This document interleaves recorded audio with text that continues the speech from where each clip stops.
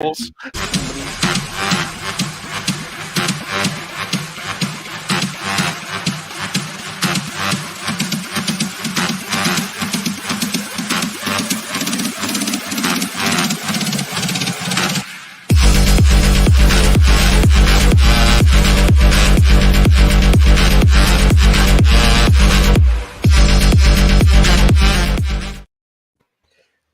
evening, keepers of the cash. Gary B, the casual comic guy here, and of course, at my side, per usual, we have the man with the fattest stack of comics in the land. We have Rob from Fat Stacks of Comics. How you doing, Rob? Dancing my life away backstage there during that intro, man. It's high energy, NRG. And earlier, I was having a conversation with our guest of honor, Eman, right here.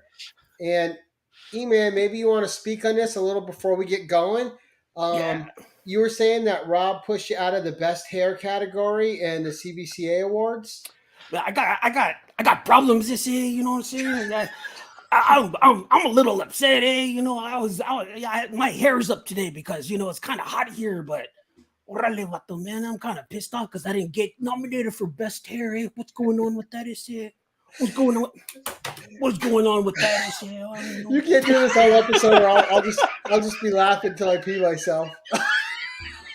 Maybe if we shaved your head. No one's gonna touch the hair. I think it took some time to grow this. All I know is look at the majority of the candidates in there. Dude, the candidates are amazing. I'm so happy that everyone got in. That I was like, that person's gonna get in. That person, honestly, everyone that I thought was gonna get in got in, except for Jason Momoa's stunt double over here. Like, I don't understand. I need to talk to someone's manager. That's what I need to do, or your subscribers. Why didn't you rally behind me? I thought you guys loved me. All 300 of you. I'm not crying. You're crying. Right? There's no crying in baseball. We'll say a quick hello to the chat. So we got Las Cruces, of course. Jean Mallow, good evening. Silver Knight Kyle, hello. One Shot, how you doing, sir? Geek Out with Ross goes in. And as people are filtering in here, Eman, as I like to do, and as everybody hears me say at the beginning of every episode of anything I do, give us a little bit about yourself, who you are, what your channel's about. And of course, the links to both of these fine gentlemen are in the description below. So please, if you haven't subbed up either one, please sub them up. And all right, Eman, give them a quick synopsis of just who you are. No problem. Gary, thank you so much. Godfather of the Grow Together initiative. I am very happy and ecstatic to be here on the show. Rob, the best mustache in the game, man. I'm with you again, my friend. Well, my name's Eman. I am from the C-List Villains podcast. You can catch our show every Monday night on our channel here on YouTube, the C-List Villains. We go live at 8 p.m. Pacific time with the villains. AJ's our host. We have Red and we have Luke, and it's I, and we just talk shenanigans, comic book, pop culture shenanigans every Monday night. Come and hang out. And then on my channel here, at C-List Eman, I do my unboxings. I do new comic book day picks. I do new comic book day hauls. Whenever I can piece it together, I have my Eman show, which is my week in geek, and that's where I go in and I start reviewing stuff that has happened over the last week in our geek culture. And that show comes on when it comes on. I don't have a date, but I promise I'll let everyone know when the next episode is. But that's it, you guys. I'm here to share my comics. I'm here on YouTube to share my geek world with everyone. And Gary, thank you so much for letting me have this platform to go ahead and do that today. Oh, you are very welcome. And I really like the romantic setting you got going on, the ambiance behind you. Why, thank you. I did that specifically for you. I mean, he promised he was bringing the sexy back with this episode. He wasn't lying. and I'm sweating here because it's 100 degrees here in Oakland. So all this glistening is not me oiled up. It's sweat. I'm perspiring. It's lucky. or it is sweaty. It's 107 in the South Bay. So, and like a buddy of mine was like, it's like 122 in Sacramento. Like California is cooking. So whenever everyone says the Californians are spoiled, hey, look, we deal with hot weather as well, you guys. All right, look, we're not that. And then we just burst into flames. Eventually. And then we have no water to put out the fire. That's the thing. But how can we run out of water? That's the thing. We're right by the ocean. Why is there no water for the fires? That's what throws me off. You know? You would think the salt water. Ask you what kind of party this is. Thank you, Gene. Thank you, Gene. Appreciate it. I will apologize in advance. At some point, my postal carrier may ring my doorbell, and I will have to get up and leave because I have like a lot of packages that have come over this weekend. They're shipping out. So. It's all Rob. This mustache wax coming in. Rob never has packages coming in. This is outgoing. What are you talking about? Oh, okay. Oh, Rob's sending stuff out. Amazing. Right. That's right. CGC submissions, CBCS submissions, pressing submissions.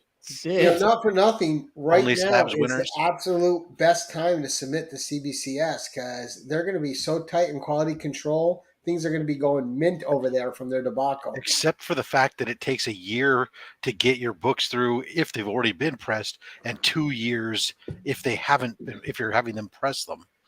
It's funny you should say that because I'm still waiting on 5 books, 2 of which you AOK'd me with Conan with signatures on them that have been there for almost a year now. Yeah, we're almost to the year mark that they've been sitting at CBCS. Mm-hmm. So Red submitted a couple of books for me at MegaCon. Like I shipped some books over to Red, and I was like, these 2 books I want signed, I want remarked, I want pressed, I want like the whole 9 yards. Just get them nice and pretty because I want it to come back a 9.8. I was like, I haven't received anything from CBCS. What's going on? Or CGC. Call them up. They go, oh, you wanted it pressed? Yeah, that's about a 235-day turnaround for that. And I'm like, and you know the worst part. I almost called you Eman. The worst part is I get mine pressed before I send them in, and it's still that long a wait. Yeah, CBCS is if you're not paying to expedite, it's like a 240 or 230 day wait or something like that. And it's like if you have them press it's like 500 and something days. Those are all working days, not just calendar days. But CGC, while they're modern is down to 20-day turnaround time. I think it is on a modern book, but if you're pre-1975 like me, Silver Age Golden, it's still 200 and something days too. So you're a year on a lot of those things to wait on, which sucks. Brian, you came in late. We already promoted the CBCA awards earlier in the episode. Yeah. Yes, we promoted it, Brian. Congratulations to the people who did best hair. No bitterness at all whatsoever. All right, let's start with a book. People are here to see. People are here to see books. We're done stalling for people now. So, let's see that Barbie #1 and get this thing rolling. I'm a Barbie girl in a Barbie world. Oh, we're not Don't get things started. Made of plastic. And in case you guys didn't know, this is the man who made my intro to the 10-1-1. A short 30-second rave, just dun, dun, dun, dun, dun. Eat, sleep, rave, repeat. Someone knows their Fat Boy Slim. I like it. I love it.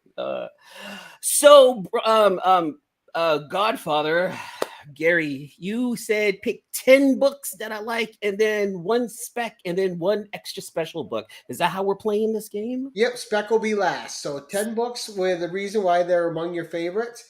1 with an extended personal story, and then 1 spec pick for the audience to spec out and buy.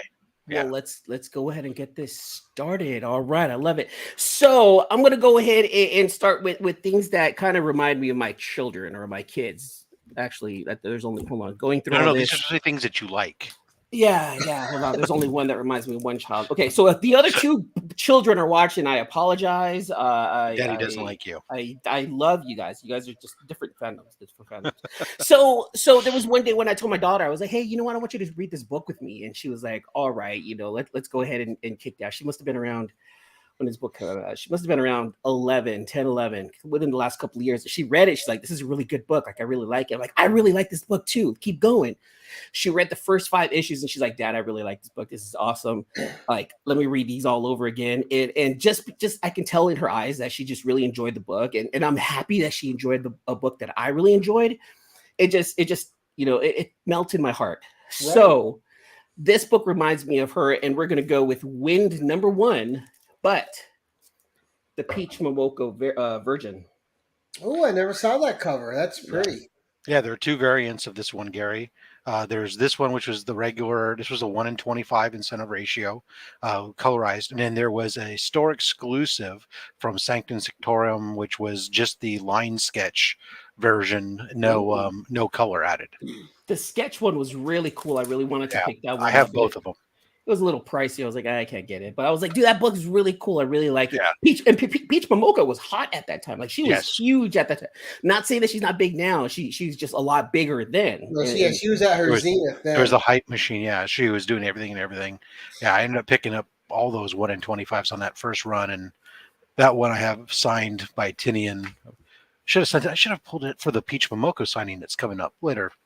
Oh, see, more books that Rob's going to submit, because that's what Rob does. He's got the pull. But I also find ways to work in notices let people know about different signings. When Rob's in the grave, way in the future, his family's going to be wondering where all this mail is coming from for like the next year and a half. 235 days later, that this one turn around, like, oh, here's your. It was a 9.6. We apologize. He's turning his grave. God. Second book. Now you guys know number 2. You guys know me. Like, if anyone knows me, you guys know that I like my moderns. I like my indies. So this is going to be pretty stacked with indies, and it's pretty modern, pretty up to date. I'm the type of person that's always like, what's next? What's the next best thing? What's the next, thing? I like a lot of stuff, but then I can also leave a lot of stuff behind. But if there's something that just captures me, I'm going to hold on to it. So some of these are going to be pretty modern and pretty up to date. So this book right here, I hear this is going to be indie heavy, which meant Rob just blew his entire wad of knowledge right now on book 1, and he's tapping out. I got Rob. This one right here, everyone just likes this writer right here. Everyone's just been real happy with this guy's work, except for what's happening on, I think, Venom or Hulk. Which one is Rom V on? Rom V's on Venom now. Okay, people are not liking what's happening there. But he had his one 5-issue arc with Boom that I absolutely loved, and I'm really happy that I was able to get a couple of these. So I'm also gonna bring up Layla Starr #1. I absolutely loved this book. Like, this whole thing was great, and then with the art from Felipe I really enjoyed it. So I'm sharing with you guys just things that I just truly enjoyed reading. And this was like one of my favorite reads, one of the coolest covers over the last couple of years, in my opinion. So this is my second book that I'm sharing with you here. Now, I have that miniseries. I've yet to read it. I have all 5 issues. It's a great series. It's a great read. I'm not going to say, everyone go chase a #1. It's not spec worthy. I'm not going to say it's spec worthy. I don't even know if there's going to be like a TV show or anything out of it. But he did say that, Layla Starr was 1 through 5, and that's it. Like, there's no second season. There's no anything coming out. He's like, there's no reason for me to write the death of Layla Starr if there's going to be more coming. It just makes no sense. I was like, right. You know what? You're right. So that's one thing that I liked over the last couple of years. I like the cover, but most importantly, I truly enjoyed the read on that one right there. Keep it going. Keep it. Should I keep it? Go ahead. Am I running? Okay. All right. Come on. So you guys know how big of a fan. Well, I shouldn't say you guys. I'm expecting everyone to know who I am. Hi, my name is Emmanuel. I'm Eman. I'm a part of the C-list villains. One thing that I truly enjoy, and he's a friend of the show. He's a friend of the C-list villains. He lives here in the Bay Area. And I just absolutely love this man's art. Like, next time, like whenever I see him, it's not going to be just, hey, could you sign this? I feel like there's a cool little friendship, because I've seen how cool this guy is around the community. Mark from Legion of Comics recently met this man, and I'm gonna go with Anybody know John Jang? Everyone knows the name John Jang, right? Right. And everyone knows how much of a Transformer fan I am. I'm going to go ahead and show you guys. Oh, good Optimus cover. Optimus Prime cover. I love this. Now, are you reading the new Transformers from IDW too?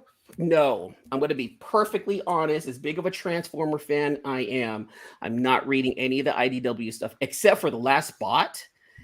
Because that's supposed to be the swan song for the IDW Transformer line before it switches over to Skybound. Right. But it was the licensing got bought out. Yeah, they lost licensing. Yeah. Oh. Yeah. So Skybound ended up getting the licensing, and they're going to be developing a whole new Transformer line. I think by next year, or the release date is going to be this year. What did you think of Last Spot Standing? Mediocre, to be honest with you. Like I thought it was all right. I was really enjoying the first two issues, and then even the third wasn't bad, but I just found that then it just went.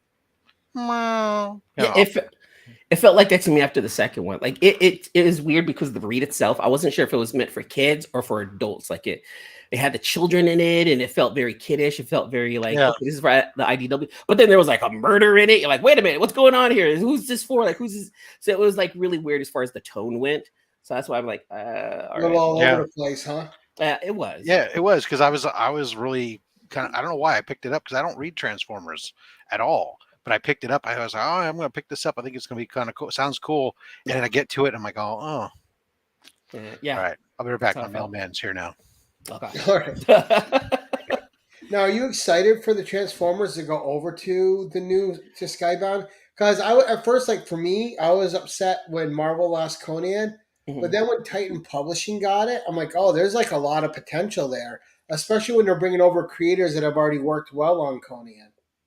I don't want to say I'm excited for it, but I'm definitely looking forward to it because it gives me the chance to start a Transformer story from the beginning. You know, they're going to start new or they're not. They might continue on with something, but it's going over to a new publisher, so they have the freedom to just begin, just start something new. I can't see Skybound copying anything that anyone else has done for sure. What would be cool, you know, is if they give us a whole different line of characters that we just care about, you know, kind of like what the High Republic did, right? They have a whole new set of characters, and you know, it seemed cool at the time. It would be nice to see a whole new set of characters based in the Transformer world, whether it's in the past or in the future, and just a little more mature, maybe like on the same lines as like a Teenage Mutant Ninja Turtles. Like I just want it to be a little bit more mature and less for kids, more for me. Right, you want it to be more the drama from the 80s that the Transformers had, when it was like global scale stuff and not gonna lie, you know, I missed that. Hold on, like I watched the Transformers now. Honestly, Transformers was a terrible show. Like it was just produced really bad, but it was so cool when you're like in the 80s and you see these things transforming into like cars and like, oh my god, mom, I want 14 of those things, you know. So it was cool then. The movie, the live action movie, like the first one was actually really fun. The second one annoyed me because I didn't need to see Devastator's balls like clinging together. And then after that, it was just like a crap show, you know. But the first one I actually was okay. Of course, because Megan Fox was in it. I didn't even care about that. I was just more like, oh, show me Optimus Prime. I am Optimus Prime. That's what I cared about more. You know, that's what I loved. Well, shoot, I think I went out for. I think we've been having some rain here. Did I just lose connection, or did you guys? Not that we know. We thought you were just enamored in Eman's story. No, I froze. No, I was good. So, who's your favorite Transformer? And I didn't like the Michael Bay movies, by the way. The first. I don't know who my favorite Transformer is. That's kind of hard. I'm not sure, Gary, who my favorite Transformer is. Probably Optimus Prime. Now Gary's frozen. Okay. Oh, Gary's frozen. I don't know. I'm having issues all of a sudden. Yeah, I was with Eman. I thought for a second you were just ignoring him and not looking at the screen. Who's your favorite Transformer? Asking a quick. But yeah, how you doing, Ignacio? How you doing? Did you get the big the $800 Hasbro one? No, the HasLab. I showed my girlfriend, and I showed my girlfriend the HasLab automatic transforming Optimus. She's like, "That is amazing. Why don't you have that?" Because it's $500, babe. Great. And she goes right back to her phone. I'm like, for my birthday. I thought it was like 800 when they first released it or something, but yeah, it's dropped down. I actually saw it for like $4.99 directly from Hasbro. I'm like, that's a deal now. But they're also trying to pin like the trailer, and the trailer automatically transforms into his little battle station automatically. No. That's like an extra $700 or something. Like together, it comes out to like $1,500 or something crazy. I loved all the other voice commands that went with it too. It's like, yeah. Like, did you ever buy any of the helmets they made? Like, I bought my kid the Bumblebee one when the Bumblebee movie came out. No, that was for the other generation. I'm from the old school generation. I'm from generation. Zach is from Rochester too, so it's good to know I'm not the only one having internet trouble here with the weather. So what's going on with you guys? Is it rain or is it heat? Lots of rain right now. Okay. You know, I've heard about this thing that they're talking about. Rain. I think it's when water falls from the sky. What? Is that right? Shocking. I've never heard of this. Tell me more about this. California needs some of this. Tell me more. The wastelands over there. All right, number 4, sir. All right, let's go ahead and go back to the 90s. Let me bring up some 90s. Constant rain. Right now, that's right. Recently, right? Didn't this guy right here? He recently he mentioned something on his Instagram just a few hours ago. Something about a CGC sighting and something about Mr. McFarlane. I think that's his name. Is that what his name is? Yeah. So I'm gonna go with my Spawn number 1 as one of my favorites right here. This book is actually what got me into comics, you guys. I like in the 90s, like I got into comics way after. I didn't do the whole Spider-Man, the Avengers. Like I really liked them, but because there was so much lore, I couldn't go back and read those. So when my cousin was like, hey, look, this guy did Spider-Man. He's doing his own thing. I think you should check it out. Checked it out. Like I've read that thing like so many times during like reading class, but like, you know, the 30 minutes that SSR. Thank you. Sustained silent reading. Yeah. There you go.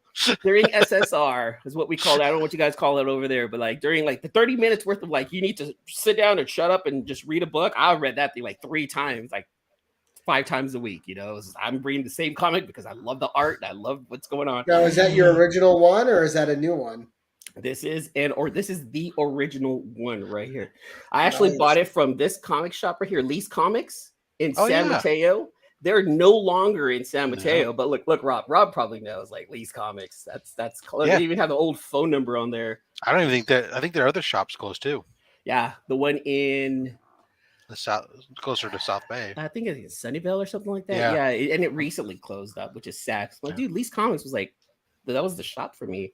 So like it's cool that I get to hold on to the very first comic that I actually started reading from and the actual board itself. So I didn't even realize that. I just looked at it right now. I'm like, oh my God, it's still there.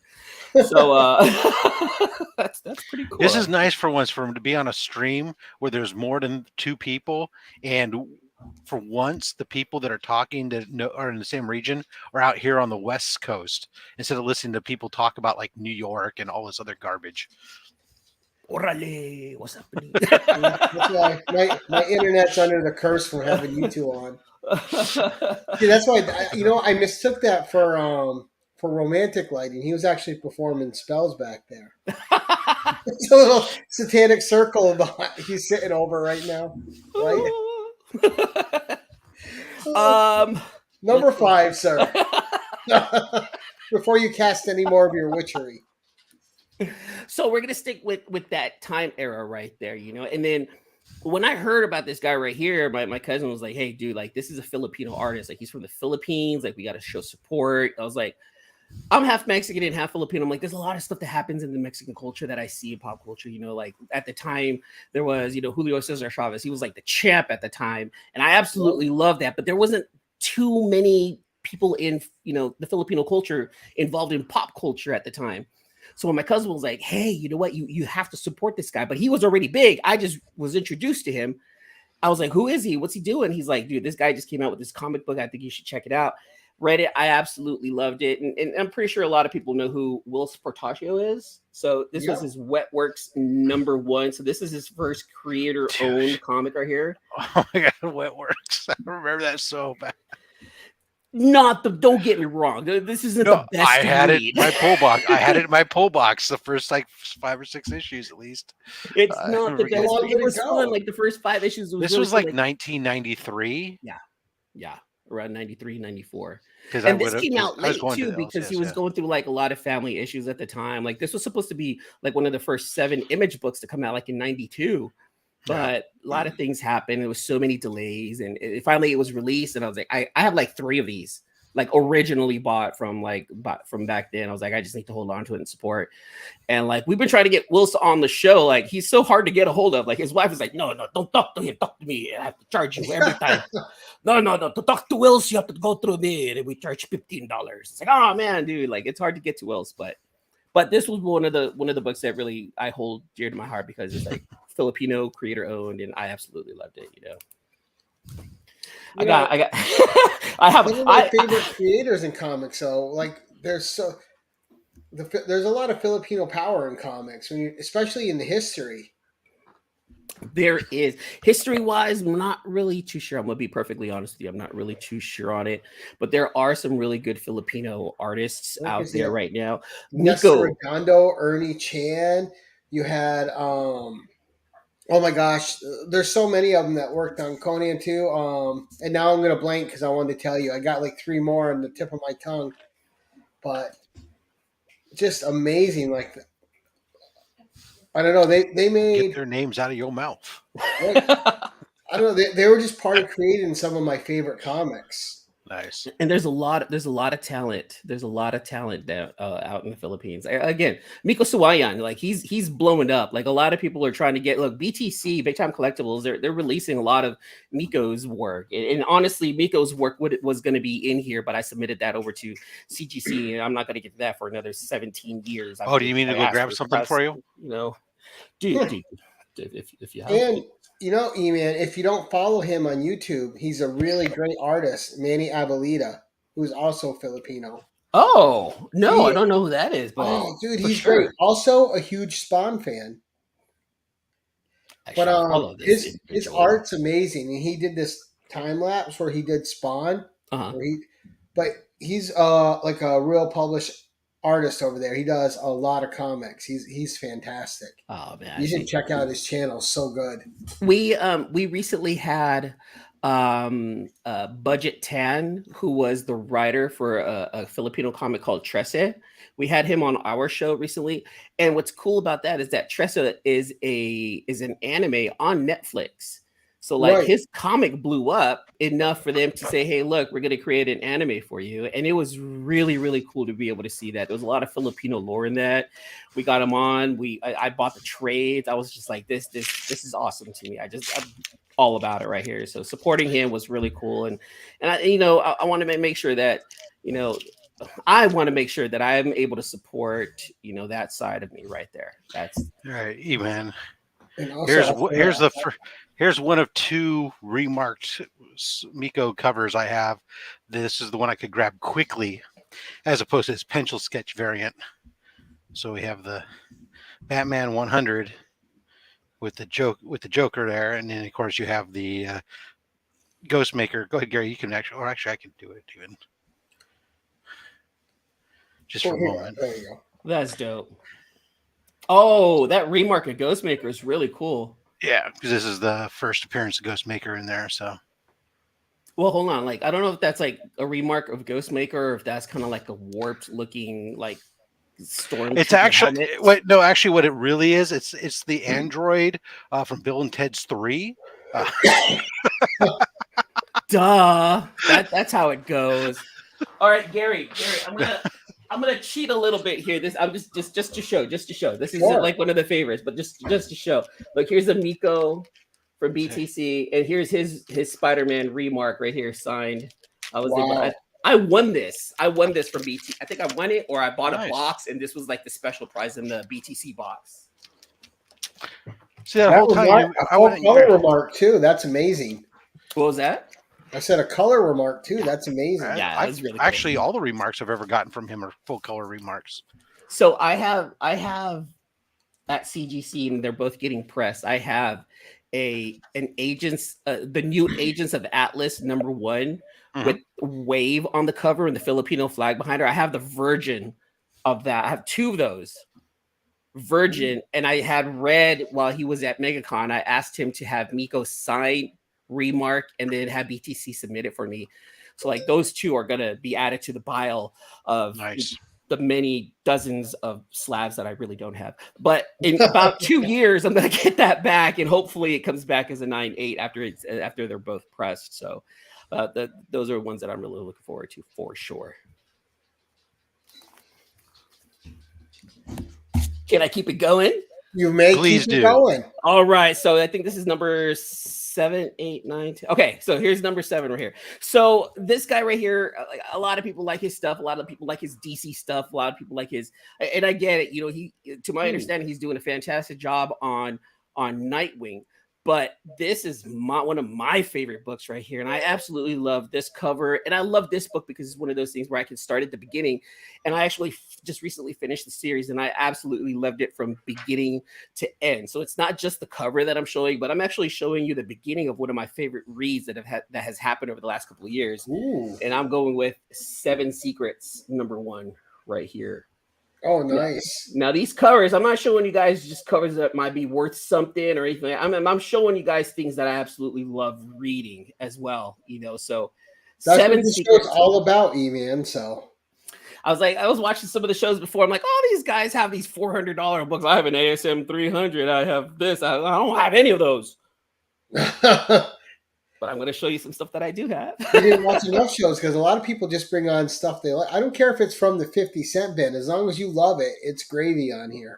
I love, I absolutely love And 7 Secrets, I've heard a lot of people talk great about. Now, what is it especially about that? You just connected with all the characters? I liked how big and ambitious it was. It was very, there was supernatural, entities involved. You have 2 different factions. It felt very much like a supernatural James Bond type of groups, like MI6 going at it after these special cases that are supposed to be, world ending or protecting the world. There was just something special about these 7 cases, that these people are out to they're supposed to protect. But then you also have these people, these seekers, they're out to get these secrets, and they're out to use them for not the greater good. They're using it for the greater bad, So it was just a lot of back and forth. Just the way it was written, the characters involved. I just loved the story between the mom and the son really touched me, And then like the ending felt like it was a definitive ending. Like, all right, this ended, and I'm satisfied with the ending. So that's what I loved about it. So without giving away too much, because it gets really crazy. Like, what is going on? And then towards the last few episodes, you're like, makes so much sense now. Now I get it, So that's what I loved about it. That's what I loved about it. But you're not the only one I've heard sing its praises. Like the people who love that book. And then the art from Daniele Di Nicuolo, like that Italian artist did like such a fantastic job in the book. It felt like I was reading a manga. It felt like I was watching an anime. Like I can totally see this book turning into like a 4-season like anime on Netflix, and it can be told exactly the way it is, like in the comic. Like there's enough twists and turns, and like you can see where the plot just completely switches up like the next arc. Like and you can see that as the season progresses in like a Netflix show. And that's what I really enjoyed about it, because it felt like I was watching or reading a Netflix show. And it was great. Now, do you think that's something that'll get developed? It's something that I'm hoping it'll get developed, because I have a couple of other #1s upstairs. Those were almost my specs, but I was gonna. There's another spec in here I think is gonna be slightly bigger than that. But I'm hoping it'd be nice. Especially with Tom Taylor, he's got like this huge star power right now, right? Like a lot of people want Tom Taylor writing their comics, and he's doing such a fantastic job over at DC. It's gonna be hard for well, I shouldn't say it's gonna be hard, because I'm pretty sure the studios will be like, no, screw that. Who wants to watch that? But it would be really cool to be able to see this developed into a TV show for sure. I'm sure Tom Taylor would take the money too. Yeah, right. Here's a little while you're at it. Right. All right. Number 7, sir. Number 7. Number 7, 7, 8, 9. No, number 8, 8, 9, 10, 10, 8. We're gonna go at number 8. Are we at 8? I think we're at 8. No, we had Wind, Layla Star, Transformers, Spawn, Wetworks, Seven Secret. Oh, you're right. You're right. I'm gonna listen to you. Shut up, Emmanuel. Listen to Gary. 7. Number 7. Look. I love the Miranda brothers. I absolutely love them. They introduced me to We Live, and I fell in love with the very first season, with the very first arc. I just thought it was just one of the best reads that came out in 2021. It was so fun, colorful, vibrant. It had like this story of hope and despair and hope again. And then they did something that DC and Marvel cannot do. And it's just how they introduced a whole new set of superheroes. I was going to go with We Live number 1 just because it started there, but I'm going to show you that one of my favorites in my collection. Like I love this. Like I have like 6 of these right here, and I don't really go out and buy too many multiples. That's one thing. I might buy like an extra 1 or 2, but I have 6 of these. I actually gave one away recently, but I'm going to go with We Live number 5 because this is the first appearance of the Palladians. This is when the kids turn into who the superheroes are now in the 2nd season. Oh, this is where we see what the bracelet does that the kids were carrying, what happens when, the plan doesn't go through, and how these bigger powers are like, you know what, you kids stay here, you guys protect the earth, this is what we're going to do to you. And instead of just sending them right back down, they turn them into these superheroes. And this is where we get introduced to the Palladians. And I loved this issue and how this arc ended. And in such a way, like I said, that no other superhero can ever be introduced the way they were introduced in this one. And that's what I love about this one. Nice. I loved it. Another series I hear nothing but good things about. Oh God, dude! Chris the Comic Vet is a big proponent of that series. The first season was great. The second season was good. It was, I'm not gonna say it was terrible, but it didn't carry the same weight as the first season. But it was still good, and I'm looking forward to seeing what will happen in the, if there is a 3rd season, if they consider it a 3rd season or a 3rd arc. But we were introduced to something in the last issue of We Live, Age of the Palladians number 5, where we're like, well, there has to be more. So I'm looking forward to, seeing more, because I really enjoyed this series. It's one of my favorite series. Yeah, who knows what kind of plan they got over there for it. Yeah, exactly. This right here, this also, I was introduced to this writer because of this book, and then from here I was able to branch out. Now, one thing about me is that I started reading comic books again late in life. I started collecting again like in 2015. I was trying to figure out who I like, what I like. I'm collecting here and there. Like, I had some comics, and I was like, all right, I'm not really into this arc. But when I started reading this one, like, this one's really cool. This one's really eerie and really, really nuts. Ooh. So I kept going with this and going. I was like, dude, this is a horror book. I don't really read horror. Who is this writer?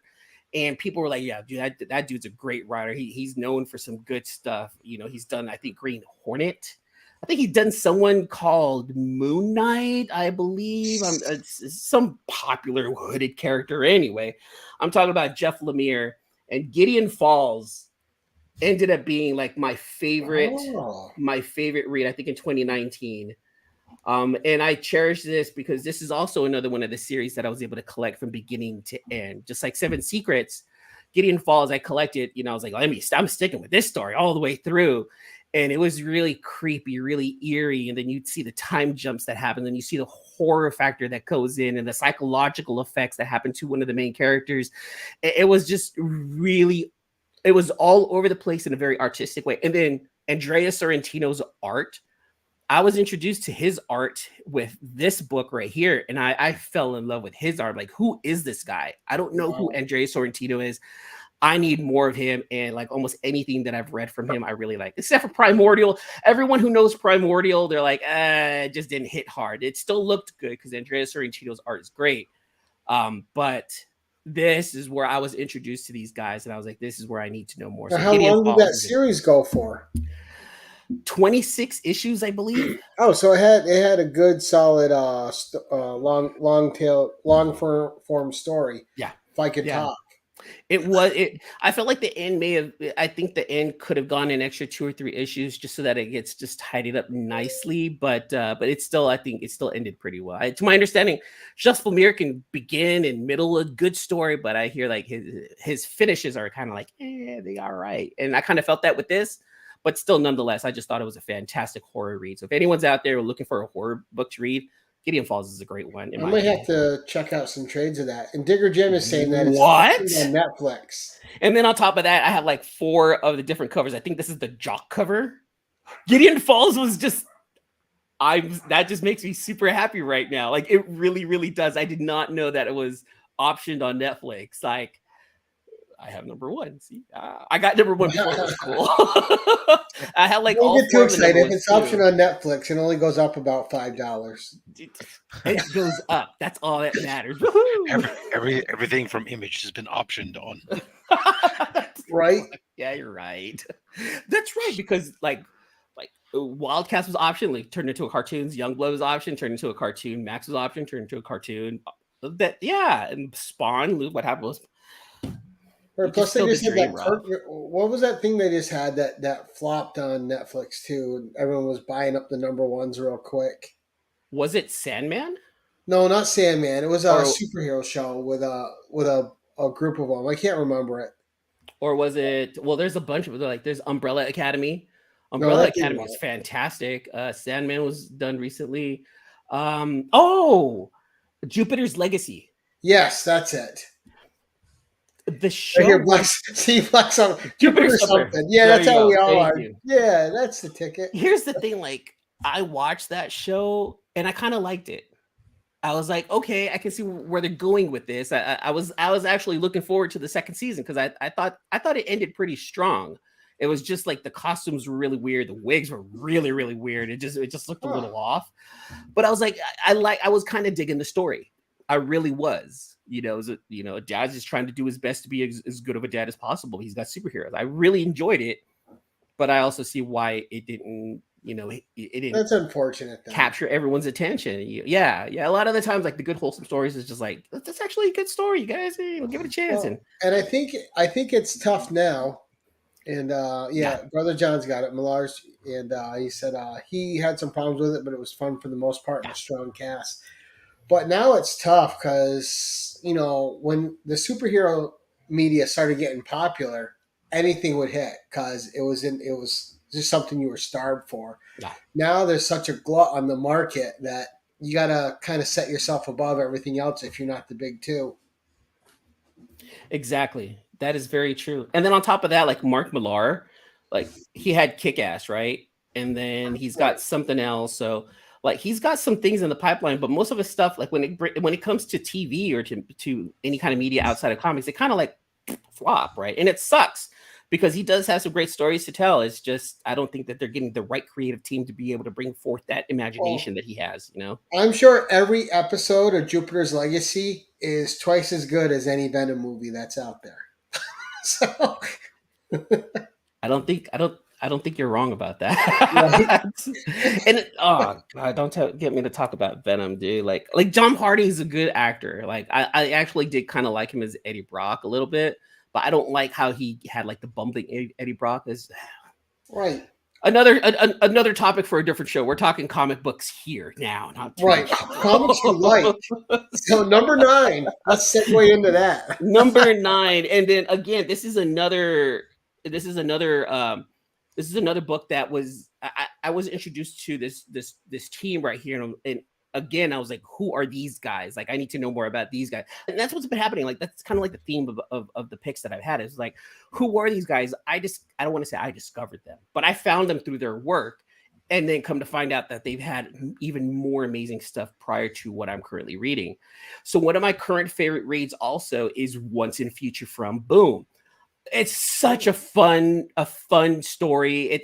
It's Arthur and Excalibur, but like they're zombies, and this grandmother and her grandson, they're trying to stop this world from overtaking, and they overtook the world. It was crazy. So now like the real world is this upside down other world where 2 different or 3 different King Arthurs are all going after Excalibur, and they need to stop them from getting to it before it ends everything. This huge chaotic mess, and it's so fun because the characters are really cool in it. The grandmother's funny as hell. I absolutely love Gran, and then the grandson at the beginning was kind of like, I don't know what I'm doing, kind of just a nerd, and you see his progression, you see his character building, and he just ends up being like one of the coolest heroes towards the end. Oh, nice. this book is about to end here in Once in the Future number 30. I'm actually kind of heartbroken because there was a huge event that happened in the last one. And I read it and I was like, this can't happen yet. That we were expecting this event to happen and it happened. And right. I was like, I wasn't ready for it. I read that last page and I literally threw the book down. I was like, I hate this book. I need to read it again. Right. I need to make sure that didn't happen. But that's cool too, because you got this whole 30-issue complete tale. Exactly. And that's what I like about it. That's what I like about the comics that I get, is that I have a whole complete tale ready for me to read. And in fact, this one right here, I would probably, I'm not one to buy an omnibus, but I would probably buy this omnibus just to have in the collection. So that way, when I want to dig in again and read it, I can read it and not, open up some of the comics that are probably valued a little bit more than cover. Right. So I want to show you guys the one Once in Future comic that I have that, according to Ross Ritchie, CEO of Boom Studios, is the fifth. This is funny. The fifth rarest. The fifth rarest Once in Future book. And it is, I want to say it's Once in Future number 12, the black and white cover. Oh, wow. Right here. The black and white sketch. And this was, Ross Ritchie went on Instagram one year, and he did it for what? He did it for Something's Killing the Children, where he's like, all right, you guys, let's let you guys know the rarest ones in this collection are 5, 4, 2, 1. Like, he was doing that number. And then he did the same thing with Once in Future. I was like, oh, I don't have any of those. And then I saw this one. I was like, wait a minute, I do have this one. I looked in my bin. I was like, oh. All of a sudden, like, the book was like, what, $15? It shot up to like $60 like later on that day. I'm like, I got one. I got one. That is the beauty of a cover too. It's really cool because it's grand. Like, she's all zombified with Excalibur right here. Now, she doesn't turn into a zombie. Spoiler alert, she doesn't turn into a zombie during, the event. But it's just really cool how the artist went ahead and did it. I think the artist was Danny. I think it was her that did this. But yeah, this was, I like this cover because I was like, it's the fifth rarest one in the collection. I own one. Thank you very much. The fifth rarest. The fifth rarest. Uh-oh. And then for my 10th and final one, just as this one right here, for another friend of the show. One day I was like, you know what? I want my friend. He's my friend, or friends. We hit each other up on Instagram. I'm friends with this artist. I am a friend with this guy right here. I hit him up on Facebook one day. I was like, hey, there's these books I want to get. Like, would you, what could you do for me? He's like, oh, dude, no problem. Like, I'll go ahead and sign and sketch and get them submitted and yada, yada, yada. And I was like, cool. I like that. I bought this book right here in particular. I was on an anniversary with Mimi. I was on emergency. I was in oh, you got it too? I'll read that later. Conserve power. But my girlfriend and I, we went out for our anniversary. We're in Lake Tahoe. And we're just walking the lake, whatever. And then I looked at the time. I was like, oh, hold on, give me a second. Let me go ahead and walk over in this direction. I was online trying to buy this book just to make sure that it didn't get sold out. What are you doing? Nothing, babe. Just looking through pictures real fast. No, I'm trying to get. So 2:00 happened. I got it. I got a couple of them. Cool, no problem. And then she's like, you're buying comics again, weren't you? I was like, yeah. I was buying a comic. So it came in. I thought it was cool. I was like, hey, could you sign it? He's like, yeah. I was like, I got a couple of them. I just like this one because he's like, hey, man, I got an idea. What do you think of this? And then he showed it to me before he even submitted it. I was like, dude, I just the fact that you reached out to me and let me know that, hey, look, this is what I'm doing for your comic. Because a lot of comic artists would just remark and not even, Right, you get what you get, kid. You get what you get. But he was just like, look, I'm going to go ahead and sign this, and this is what I'm going to do for you. He ended up doing the same idea, but he told me first, like, hey, like, this is what I'm going to do. I was like, oh, that's cool. So I'm going to go with the much overrated, but still kind of fun crossover number 1, remarked by Aaron Bartling, just because I like the Aha cover. I like the idea that this was like taken from like that song from Aha. Right. Take on me. The whole video. Like I thought that was really cool, And because crossover is kind of like about that, one girl from one world to another and whatnot, like he kind of mimicked that. I was like, this is like a really dope cover. So I wanted to get this. And I've never seen that cover. That cover is amazing. This cover is really, really cool. This was actually one of my favorite ones. That's what I'm showing you, right? This is top 10 favorites. This is one of my favorite ones right here. So I have it. 9/8 too. Right. It came in at a night. I thought that was super dope. So I was really happy, really, really happy with this one. So this is my number 10 right here. Nice. That is a beauty. And then you said something about bring like a one that's got like an extended story. I've been giving you extended stories this whole show. I completely apologize, Gary. That's what we want. You've been fantastic. Absolutely. Now give us an extended story. Extended, even more extended. So we've already talked about how Optimus Prime is my favorite Transformer. Like growing up, like that's my boy. That's my Spider-Man. That's my Captain America. That's my Superman. It's my dude is Optimus Prime. So when I got a chance, I bought tickets to this local toy con in here in the Bay Area one year. Super excited, got the VIP package. I'm gonna go back in and go in the back of the VIP and mingle with the rest of the people. I'm looking forward to this. The voice for Optimus Prime and the voice for Megatron were supposed to be there. Wow. So excited. Let's do this. Canceled. What? They canceled the show. So they emailed everyone talking. Peter Cullen and Christopher Lee, right? What was that? Peter Cullen and Christopher Lee, right? Peter Cullen and Frank Welker. Oh, Frank Welker. Oh, Scooby-Doo. Frank Welker, yeah. Christopher Lee is Saruman from Lord of the Rings. And he's Count Dooku, and he's done even more important roles before those two. Honestly, Dracula. Rest in peace to Christopher Lee. Because he died a few years ago. But yeah, Frank Welker and Peter Cullen were supposed to be at this toy show. The people from the toy show emailed everyone. Well, hey, you know what? Go ahead and update your contact information. Yeah. I was like, hey, look, I don't want it canceled. I actually want to go. I see that you guys have another show in Las Vegas. Can you guys just transfer my information over there? They go, that's not what you want to do? I'm like, honestly, it's kind of what I want to do. Like, what can you do? Because like I was looking forward to this. They, we went back and forth, and they're like, dude, we can see that you were really in it to meet these guys. So how about we do this? We'll transfer your VIP package. You'll be the only one that's got this specific VIP package. You got this. We'll get you all this. Plus, we'll comp you a room in Vegas. Wow, what great customer service. I have zero problems with that. However, it wasn't on this. I don't want people watching this thinking like, dude, this toy show was like on the Strip. Oh, you were in MGM or like somewhere. No. I was like way off the path, like all the way on the other side of Vegas, like the part of Vegas that people just don't want to go to in the middle of the night. But there's these two random hotels there anyway. I was like, all right, I have a couple of buddies that live there. They go, yeah, great. Don't leave your hotel after 8:00 because there's a lot of crackheads out there. I'm like, I can see it from my window. But it was all right. I was like, I don't care. Like, I got a couple of room. I got a room. Told my girlfriend, she's like, just go, please. Just go meet up with your friends while you're down there. I'm like, I get to go to Vegas by myself.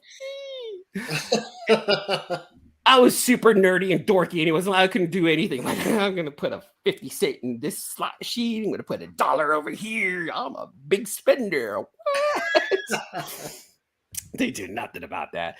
So I ended up going to the toy show. I ended up getting, autographs from Peter Cullen and Frank Welker. I was able to talk to them and whatnot, and I was like, I need to get this one in particular submitted because though I didn't read the comics, the fact that both my hero and his nemesis got to sign it was just the world to me. A lot of people are like, what's your grail? What's your grail? And I mentioned before in the past that I've already had my grail. Like my grail is getting my hero's autograph on a comic book that I wanted. So I'm going to show you guys this one right here that means that much to me. That's Transformers #1. Wow. Signed by Frank Welker, Megatron, and Peter Cullen, Optimus Prime. That is amazing. And I don't think there's a more proficient voice actor out there than Frank Welker. No, there isn't. Frank Welker is the man. He's been everywhere. Like he is the god amongst gods. Though, and I'm always surprised he's still alive because I've grown up with him like my whole life. Right. I know. That's like amazing. A lot of people have gone through and seen him in different eras, different stages. And for him to voice the nemesis of my hero, and they're both super cool, super down to earth. I was just going Absolutely to ask love you, those guys. like, were you shaking when you met him? Yes. Now here's the thing. This was literally so. This is where the extended. There's more to it. There's a whole lot. There's a whole story to this right there's here. more. But wait, there's more. Right? We'll be back right after these messages. This was literally the toys. The toy show that I'm talking about was literally the weekend the United States shut down for COVID. Oh. My girlfriend, she was like, "That's great. You're gonna go meet your hero. This and that. What if you shake your hand? What if you shake his hand and you give him COVID?"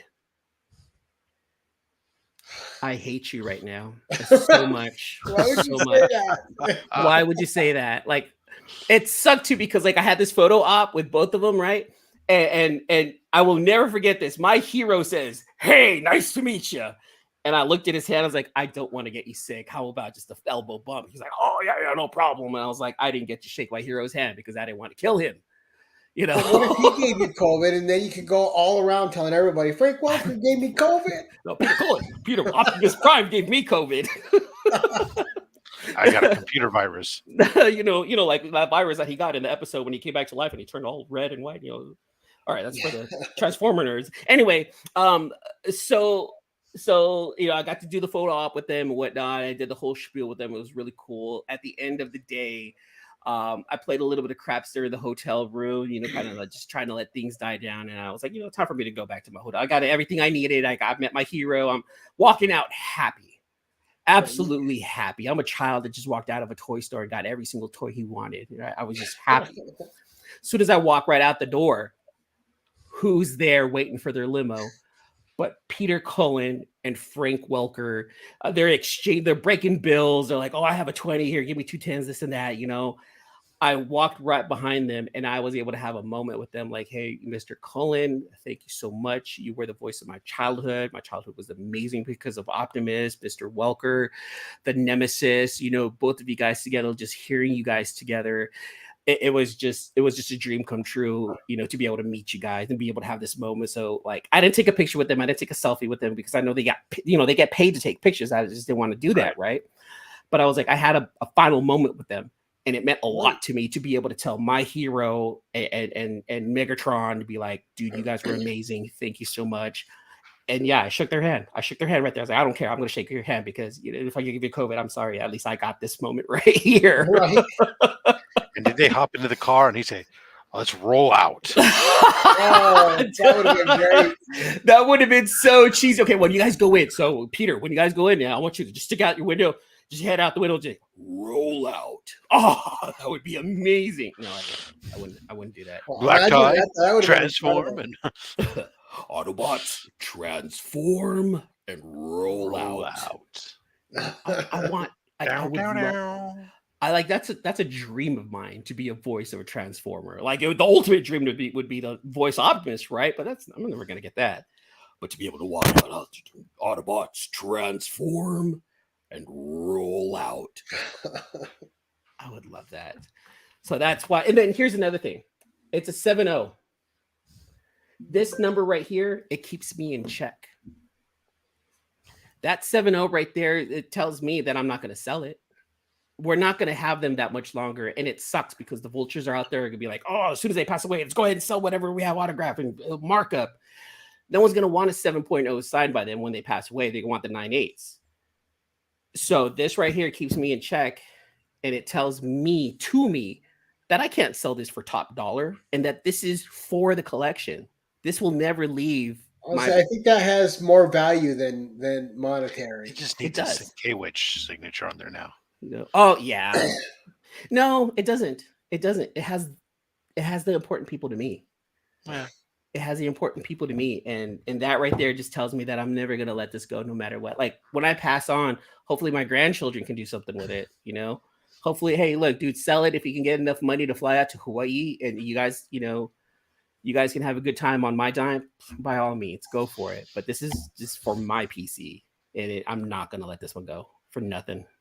Well, maybe someone gives me like a really good offer. I do have a question for you. Now, they're going to create in the new Transformers cartoon a new Transformer, and you get hired to voice it.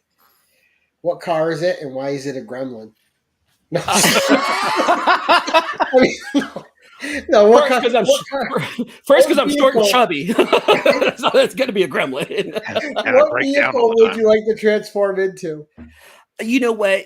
What's cool is that we've learned that it doesn't have to be like the top end vehicle in order for it to be like the best vehicle. Air, sky, water. It would be a car. It would be a car, and it would be a hot shot type of car. For me, my dream car is a Koenigsegg Agera R, which was like one of the fastest cars in the world, recently. It's a Swedish-made car. I would love to be that. I would love my transforming car to be a Koenigsegg Agera R, in which I give it like a cocky kind of like attitude. No, don't worry about me. I'm the fastest around here. It's okay. Right? And then every time the action started, you were the fastest away from the scene. Exactly. Something like that. That sounds great. I don't want to, I don't want my paint scratch. He's gone. It would be something like that. I would love to be able to do something like that. Just some guy who's like, I'll be the hero after you guys do all the stuff. It should be something cool. Like can we have Datsun 280Z? Datsun would be tight. Datsun would be tight. He'd have a little bit of a rougher voice, though, right? Either a 280Z or one of those modified 510s. Because the old Datsun 510s, old box 510s. Oh man, you can do so much with those things. Yeah. Or to me, because like my very first car was a Nissan Sentra SER. And I had those things souped up. It was like my little go-kart. So, hey, it could even be that. It could be just like a little rice rocket, just little slammed. Just go find yourself a slammed pickup truck with the bed all filled with subwoofers, right? Straight up mid 80s. Walking around with hydraulics. With the curb feelers. Curb feelers. Dude, we were just talking about curb feelers. My girlfriend and I were just talking about curb feelers on a car very recently. She's like, I want a brand new Audi, like a 2022, and you win the lotto, but it has to have curb feelers because I don't know how to park those things. And we were just dying. So I think those cars automatically park themselves now, dear. But see, curb feelers, like why don't they do that anymore? Now you'll know Transformers has jumped the shark when you see the first electric powered Transformer, and they don't take the Tesla. I mean, aren't they all kind of electric powered anyway? No, they're Energon. Oh, Energon powered. Yeah, you're right. Well, it's a form of electricity. It's their own type of power. It's a different kind of electricity. Not Earth energy. Yeah, but the Tesla one's got to be like very hippie-ish. Like, oh no, I don't want to hurt them because they're like special to us. They're like brothers and sisters. I don't want to hurt them. You guys get out of here, kid. Meanwhile, they're rolling out. Ultra Magnus runs up alongside and just like diesel exhaust dumps on him. I got an Ultra Magnus toy back here too. Out of the way, kid. All right, and my spec. All right, let's do the spec. Gary wanted the spec. So, I've talked a lot of indie stuff right here, you guys. But of course, if we're going to be talking spec, you have to go with one of the big two, right? And with this one right here, I feel really bad about this one right here because there was like an auction for this. And I really wanted it in my collection. I think I ended up buying it for like $24 from an auction. Ended up beating a couple of other guys. I put in my auction. I put in my bid. And then immediately afterwards, I get an LOL. Oh. What did I do? It was Red. Red from the C-list villains. My boy, my friend of over 20 years. LOL. I'm like, what? Well, he's like, look at the bid before you. It was him who put the bid. I was like, dude, bid again. I don't want to beat you out. Just go ahead and bid again. Like, I'll throw in the extra change or whatever. He's like, don't worry about it. You want it? Go ahead and get it. I was like, I'm probably not even gonna get it anyway. I ended up winning this one. I ended up picking this book up for like $24. And he's like, you better remember me when you sell it, jerk. I'm like, oh, I'm just gonna hold on to it, because there's a story behind it now. There's an even better story behind it now, right? Right. But to my understanding, we're going to be getting this young lady in the MCU very soon. In fact, I believe we may have already seen her in a trailer, to my understanding. Is this something about a heart? Oh, Ironheart. Is that her name? Is that why this book is that special? Is that because Invincible Iron Man #7, the first appearance of Riri Williams? Is that why is that why it matters? Right. It's it's pretty much the only reason because it's a horribly drawn Mary Jane. It is. Is that supposed to be Mary Jane? Yes. That's terrible. I really thought that I haven't read this one. Right? Yeah, For some reason at that time, Mary Jane was working for Tony Stark. I swear I thought this was Pepper. This whole time I was like, oh, it's Pepper, whatever. I don't read this book. Makes it even worse drawn Mary Jane. Get this out of here. Nobody would mistake MJ for Pepper. But I guess we got like the first look of Riri. We saw her little heart, cutting out her heart in the Black Panther trailer. So, and then she's gonna get her show pretty soon. I have a couple of Riri books upstairs, so I'm like, you know what? I think this is a pretty big one right here. Like this is gonna shoot up in value pretty soon. So my spec. Because I spec all the time. You guys see my shows. So I spec every single. I spec here. I spec. But going out on a limb on this one. Dark Heart number 1. The Dark Hawk number 1 is gonna shoot. It's Brigade number 1. Any of those '90s books. Shadowhawk. Shadowhawk. Shadowhawk number 1 is going through the roof, baby. That's gonna happen. But to my understanding, this book is supposed to, hopefully, if her show blows up, the way it's supposed to. And with the, with what, I'm not even sure because of what's happening. The way the MCU works is like this: they announce it, it gets exciting, and then just as after the first couple issues or episodes or first appearance happens, people start to turn poison venomous. Then it starts to come down. So it's all about like that right before. Well, the anticipation is at the hottest. And I had an 8.5 graded one like a couple years ago, and I traded it for something else. I don't even remember anymore. Yeah. So 7, 9, 7 and 9 are your first appearances. Then those, and then you go into the next volume where you then get 1 and 3. Ta-da.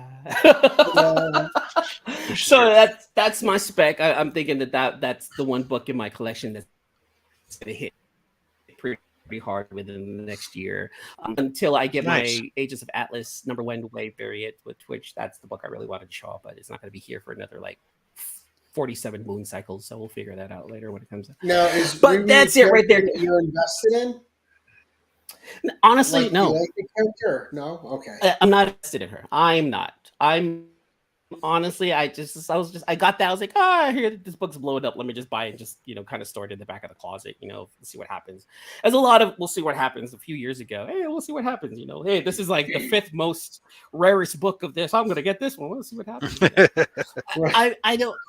I'm not one to rely on when it comes down to speccing. I'm definitely not one that you should listen to when I say, you guys need to buy this. This is going to be the next big book. This is going to blow up 472%. I guarantee you. Don't listen to me about stuff like that. If I throw percentages out at you guys, never, ever believe them because I don't know what I'm talking about. 100%. Don't believe me. Oh,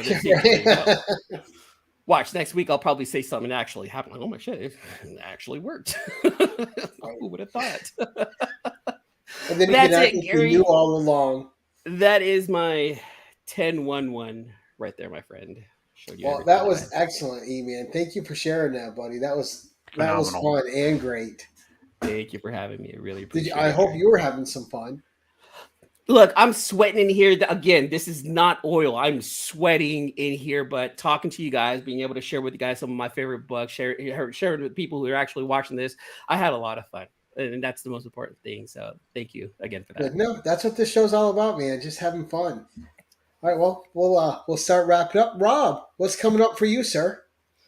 Today is Tuesday, huh? There you go. Tomorrow will be New Comic Day, so I'll show up over on Chris the Comic Vic's channel to share off whatever I have to pick up at the LCS. Thursday, I have, I think it's the Southern Comic Geeks mystery box is unboxing. Saturday, we'll have Only Slabs with Karate Kevin, and then we repeat with Monday's mail call and so forth. Nice. On my channel, of course, we have. This Thursday in the hot seat with the usual suspects, we'll have Phil from Philtastic Comics on. And Saturday, my guest had to reschedule, so I might just take Saturday night off and give myself a day. There you go. And come join us at Remy's place. I can, right. And But we do have next Tuesday on the 10-1-1, Pocan Joe. So that'll be a lot of fun. But that's gonna be that's definitely gonna be a fun show. Oh yeah, he's great. I expect comics. I expect things that he probably built specifically for that show. Probably to show everyone how to hot wire a car. Like I expect like a full on like DIY type show with that guy on there. Well, his In the Hot Seat was fantastic. It was a lot of fun. But what's coming up for you, sir? Well, for me, I have a couple of mail calls coming up. I have 2 packages right behind me that are that are waiting for me to open. I have 2 more packages on the way. So as soon as I get those, I'll be recording a mail call video, uploading that. Tomorrow's new comic book day, and I think I'm actually going to pick up some comics tomorrow. So I'll probably go live around 12 or 1 o'clock tomorrow. Looking at the date, September 7th. I'll probably do a quick little new comic book day haul. Taking going to throw this out there. I'm taking a little break, or taking it a little bit easier on the social medias, only because I'm actually studying to get some tech certificates to kind of help me with the future. So I've been focused on doing some certifying on my end. So I've taken a little bit of a step back, but once everything gets back into play, being certifiable. Yes, but yeah, and then eventually I'm going to bring back the Eman show where I just talk about the Week in Geek, and we'll see what happens. Just keep an eye out on my social medias on Instagram for that one, where I just say, hey, guess what, I'm throwing out a show. Whoever shows up. All right, so guys, I want to thank the audience for coming up to support our show, support the co-host, and of course to support our guests for the night, Eman. Emmanuel, thank you so much for coming on. Rob, thank you again for always being the co-host with the most. Had a great time, man. Really appreciate you coming on the channel. It was nice to reconnect. You and I hadn't got to talk in a while. A lot of fun, dude. And sorry I had to answer a couple work things in the middle, but I'm always on call and I always got to answer work. So I apologize for that. But really had a blast. Thank you so much. And guys, until next time, keep it casual.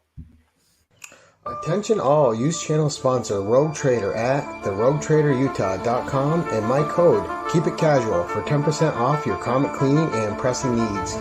Remember, when submitting your books to be graded, use a trusted professional.